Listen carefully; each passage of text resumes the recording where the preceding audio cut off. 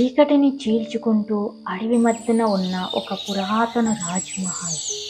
చుట్టూ కాటుక లాంటి అడవి. అక్కడుండే ఆ శివుడి విగ్రహం దగ్గర ఎప్పుడూ ఒక నాగు తిష్టవేసి ఉంటుంది. రాత్రివేళ మబ్బుల వెనుక నుంచి చంద్రుడు బయటకు రావడానికి వెనుకాడుతున్నట్లుగా అనిపిస్తుంది. ఊహించదగినంత నిశ్శబ్దం. అక్కడ పురాతన మందిరం ముందు అలా నిలబడింది రాజకుమారి మొనాలి. ఆమె అక్కడ భయపడుతూ ఉంటుంది.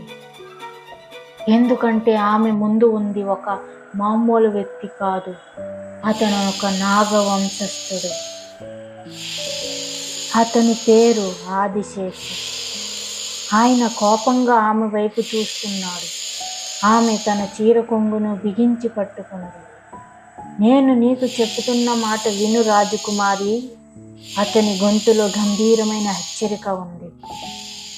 నీ రాజవంశం నన్ను మోసం చేసింది. నా కుటుంబాన్ని నాశనం చేసింది. ఇప్పుడు నీకు ఈ శాపం తప్పదు. రాజకుమారి భయంతో వెనక్కి తగ్గింది.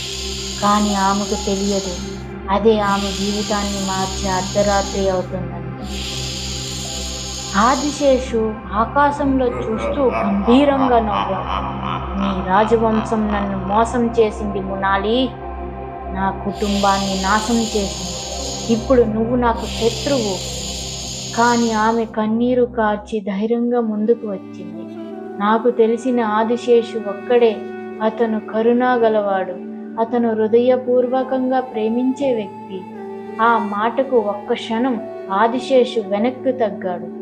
అతని తల్లి చెప్పిన మాటలు గుర్తొచ్చాయి.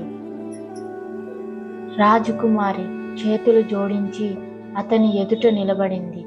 నా ప్రేమ నిజమైనదో నీవు నాపై నమ్మకం ఉంచగలవా? ఆదిశేషు కళ్ళల్లో ఆవేశం తగ్గింది. ఆ రాత్రి చంద్రుడు మబ్బులు వెనుక నుంచి బయటకు వచ్చాడు. ఆయన తన నాగరూపాన్ని వదిలి మానవుడిగా మారాడు. ఆయన చేతి ముందుకు చాచాడు. నీ ప్రేమను అంగీకరిస్తున్నా, కానీ నాతో రాగలవా? రాజకుమారి చిరునవ్వుతో అతని చెయ్యి పట్టుకుంది. ఎక్కడైనా నీతోనే ఉండాలని నాకిష్టం. ఆకాశంలో నాగల స్వామి విగ్రహం ముందు ఒక దగదగమనే దీపం వెలిగింది. ఆదిశేషు తన శాపాన్ని ప్రేమ ద్వారా తుడిచివేశాడు. ఇలా ప్రేమ విజయం సాధించింది. శాపం తొలగిపోయింది. Like and subscribe.